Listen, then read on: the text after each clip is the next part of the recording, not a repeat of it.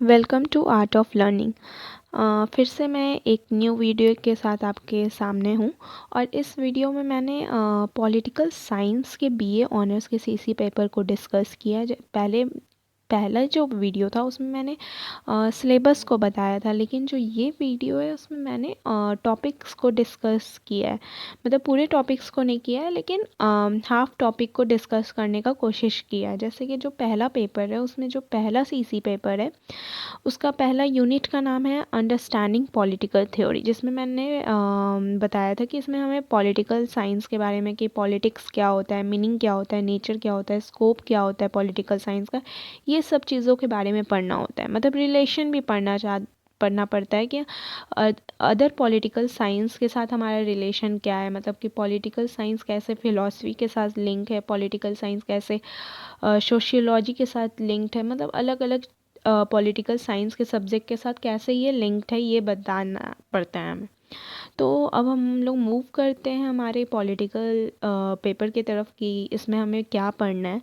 पहले हम लोग को समझना पड़ेगा कि पॉलिटिकल साइंस होता क्या है। पॉलिटिकल साइंस जो है उसमें हम लोग बोल सकते हैं कि जो पॉलिटिकल साइंस है वो हमारा बिगेन और एंड दोनों ही हमारे स्टेट पे आके ख़त्म होते हैं। मतलब स्टार्ट भी हमारा स्टेट से होता है पॉलिटिकल साइंस का कॉन्सेप्ट, और एंड भी हमारा पॉलिटिकल साइंस का कॉन्सेप्ट स्टेट पे ही होता है।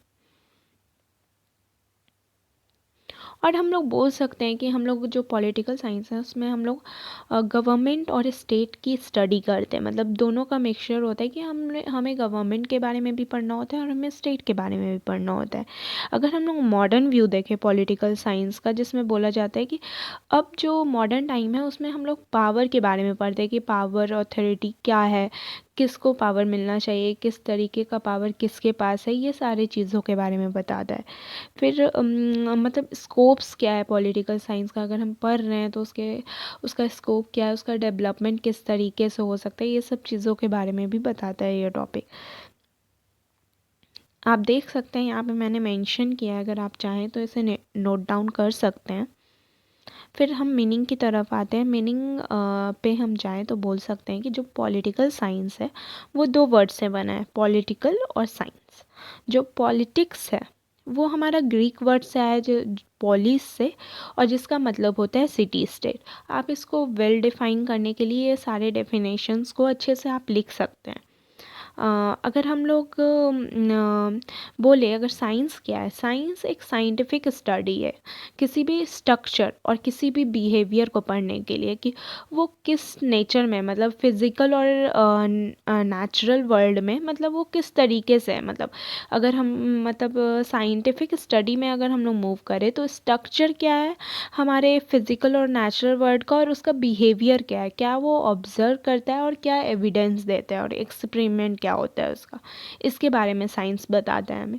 तो जो पॉलिटिकल साइंस है वो ब्रांच ऑफ नॉलेज है जो डील करता है साइंटिफिक स्टडी को, कि मतलब हम लोग एक साइंटिफिक वे में पॉलिटिकल चीज़ों को पढ़ें, ये सारी चीज़ों को बताता है। जो एरिस्टोटल हैं उन्होंने हमारे पॉलिटिक्स टर्म को यूज़ किया था फर्स्ट टाइम, इसलिए हम लोग उन्हें फादर ऑफ पॉलिटिकल साइंस बोलते हैं। और मैंने इस चीज़ को मेंशन भी किया, आप अपने कॉपी में नोट डाउन कर सकते हैं। और जो एरिस्टोटल है उन्होंने एक फेमस बुक लिखा है जिसका नाम है पॉलिटिक्स। और एरिस्टोटल जो है वो बोलते हैं man is by a nature a political animal.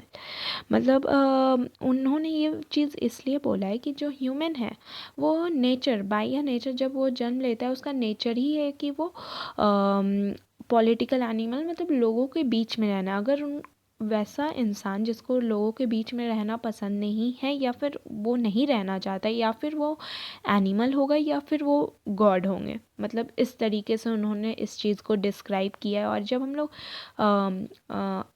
आगे के सेमेस्टर में जाते हैं तो इस चीज़ को ज़्यादा ब्रॉड बेसिस में पढ़ते हैं कि एरिस्टोटल ने इस चीज़ को कैसे बोला है और क्यों बोला है।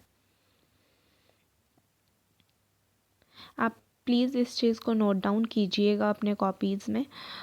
उसके बाद हम डेफिनेशन की तरफ मूव करते हैं। तो डेफिनेशन दो तरह का है, एक ट्रेडिशनल डेफिनेशन और एक मॉडर्न डेफिनेशन। अगर ट्रेडिशनल डेफिनेशन का बात करें तो उसमें बोला गया है कि जो मतलब पहले का जो डेफिनेशन था वो डील करता था पॉलिटिकल साइंस, मतलब जो पॉलिटिकल साइंस होगा वो स्टेट और गवर्नमेंट को डील करेगा, जिसमें कि डॉक्टर गार्नर और स्टेफन ने अपना बताया है व्यू कि पॉलिटिकल साइंस जो है वो बिगेन भी पॉलिटिकल साइंस जो है बिगेन और एंड जो होता है वो हमारे स्टेट में ही होता है, मतलब begins and and with the state.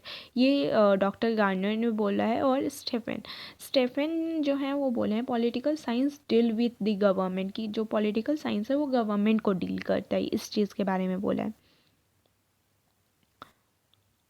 अब मॉडर्न डेफिनेशन की तरफ मूव करें तो जो मॉडर्न डेफिनेशन है उसमें बोला जाता है कि जो हमारे 20वीं सेंचुरी से हम लोग देखते हैं कि न्यू न्यू डेवलपमेंट आते हैं पॉलिटिकल साइंस में, उसमें हम बहुत सारे अप्रोचेस आते हैं जिसको हम लोग बिहेवियरल अप्रोच बोलते हैं।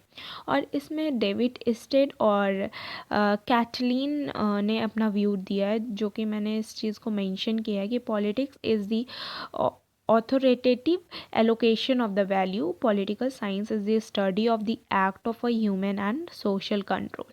और मतलब हम लोग बोल सकते हैं कि जो पॉलिटिकल साइंस है वो ह्यूमन और सोशल कंट्रोल, हमारे सोसाइटी दोनों को ही कंट्रोल करता है। ये मॉडर्न थिंकर्स का सोच है। इसमें आप लोग 2-3 थिंकर और भी ऐड कर सकते हैं अगर आपका मन है तो। इसके बाद का वीडियो हम नेक्स्ट वीडियोस में लाएंगे कि इसके बाद जो टॉपिक रहेगा वो नेक्स्ट वीडियो में रहेगा। Okay, thank you, like and subscribe.